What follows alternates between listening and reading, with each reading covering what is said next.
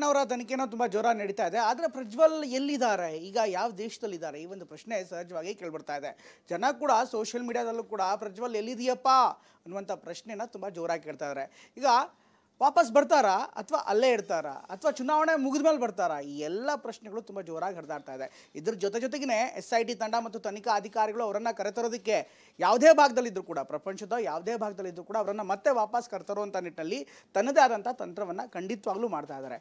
ಇನ್ನು ಇದಕ್ಕೆ ಸಂಬಂಧಪಟ್ಟಂತೆ ಏನು ಸ್ಟ್ರಾಟಜಿ ಇರ್ಬೋದು, ಪ್ರಜ್ವಲ್ ಅವರ ಲೆಕ್ಕಾಚಾರ ಏನಿರ್ಬೋದು, ಹಾಗಾದ್ರೆ ಅವ್ರು ಯಾವಾಗ ಬರ್ತಾರೆ, ಇದರ ಕಂಪ್ಲೀಟ್ ಡೀಟೇಲ್ಸ್ ಇಲ್ಲಿದೆ ನೋಡಿ.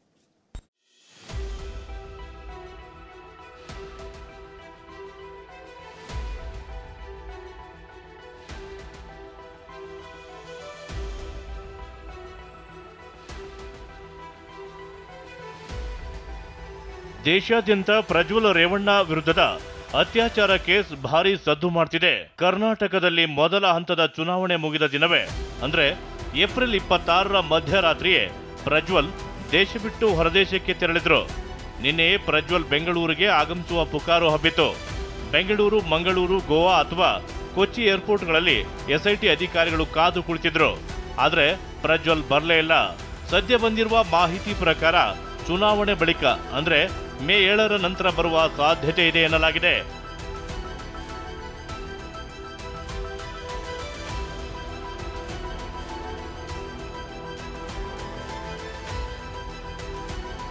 ಎರಡನೇ ಹಂತದ ಮತದಾನ ಬಳಿಕ ಪ್ರಜ್ವಲ್ ಶರಣಾಗತಿಯಾಗುವ ಸಾಧ್ಯತೆಯೂ ಇದೆ. ಈ ಮಧ್ಯೆ ಬ್ಲೂ ಕಾರ್ನರ್ ನೋಟಿಸ್ ಹೊರಡಿಸಲು ಸಿಬಿಐಗೆ ವಿಶೇಷ ತನಿಖಾ ತಂಡದ ಅಧಿಕಾರಿಗಳು ಮನವಿ ಮಾಡಿದ್ದಾರೆ. ಈಗಾಗಲೇ ಕರ್ನಾಟಕ CID, ಇಂಟರ್ಪೋಲ್ ಅಧಿಕಾರಿಗಳ ಮೂಲಕ ಸಿಬಿಐಗೆ ಸಂಪರ್ಕ ಮಾಡಿ ಪತ್ರ ವ್ಯವಹಾರ ನಡೆಸಲಾಗಿತ್ತು.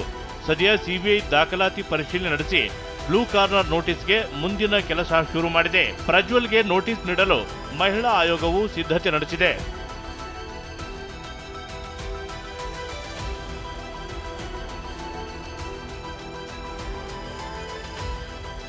ಏಪ್ರಿಲ್ 26ರಂದು ಜರ್ಮನಿಗೆ ತೆರಳಿದ್ದ ಪ್ರಜ್ವಲ್ ರಿಟರ್ನ್ ಟಿಕೆಟ್ ಅಂದೇ ಬುಕ್ ಆಗಿತ್ತು.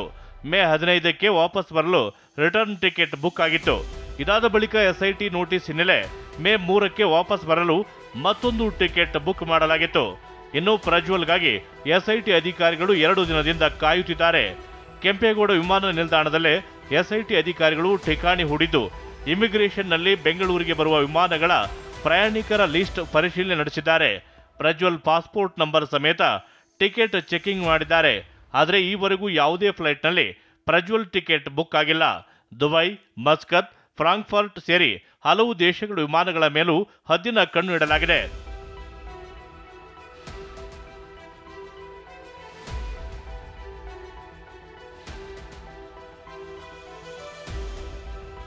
ಪ್ರಜ್ವಲ್ ಲೈಂಗಿಕ ದೌರ್ಜನ್ಯ ಕೇಸ್ನಿಂದ ಮುಜುಗರಕ್ಕೀಡಾಗಿರುವ ಕುಟುಂಬದವರು ವಿಚಾರಣೆಗೆ ಹಾಜರಾಗುವಂತೆ ಸಂಸದ ಪ್ರಜ್ವಲ್ ಮೇಲೆ ಒತ್ತಡ ಹಾಕಿದ್ದಾರೆ ಎನ್ನಲಾಗಿದೆ.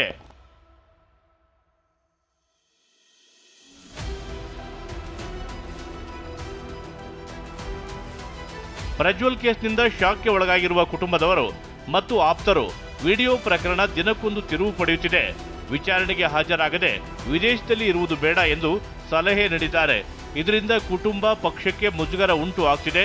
ಮೊದಲು SIT ಮುಂದೆ ಹಾಜರಾಗಿ ವಿಚಾರಣೆ ಎದುರಿಸು. ಕಾನೂನು ಹೋರಾಟದಿಂದ ಸತ್ಯಾಂಶ ಹೊರಬರುತ್ತೆ. ವಿಚಾರಣೆಗೆ ಹಾಜರಾಗದೆ ಕಾನೂನು ಹೋರಾಟಕ್ಕೆ ಮೊರೆ ಹೋದ್ರೆ ಮತ್ತಷ್ಟು ಸಮಸ್ಯೆಯಾಗುತ್ತೆ. ಈಗಾಗಲೇ ಈ ಪ್ರಕರಣದಿಂದ ಸಾಕಷ್ಟು ಡ್ಯಾಮೇಜ್ ಆಗ್ತಿದೆ.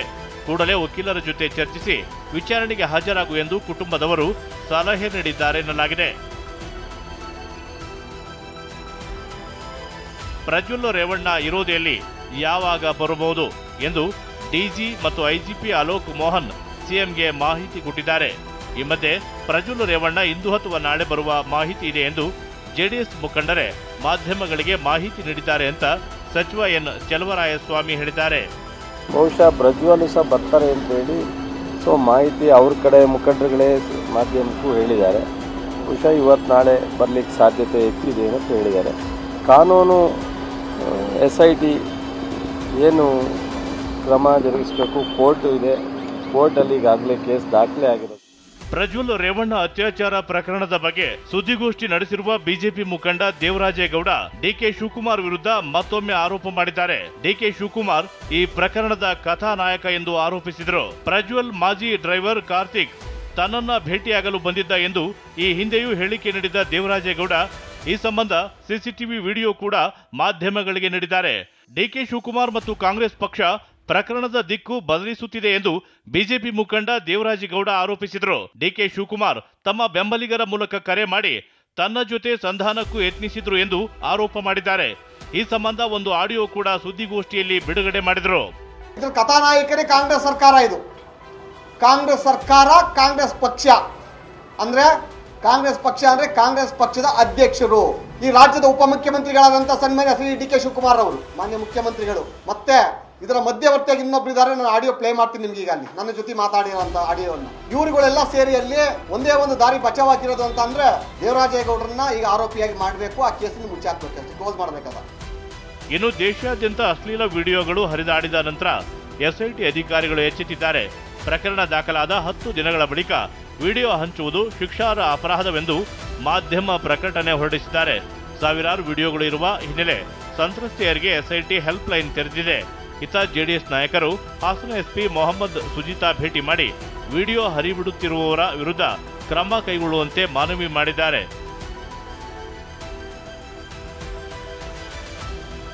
Bureau report, TV9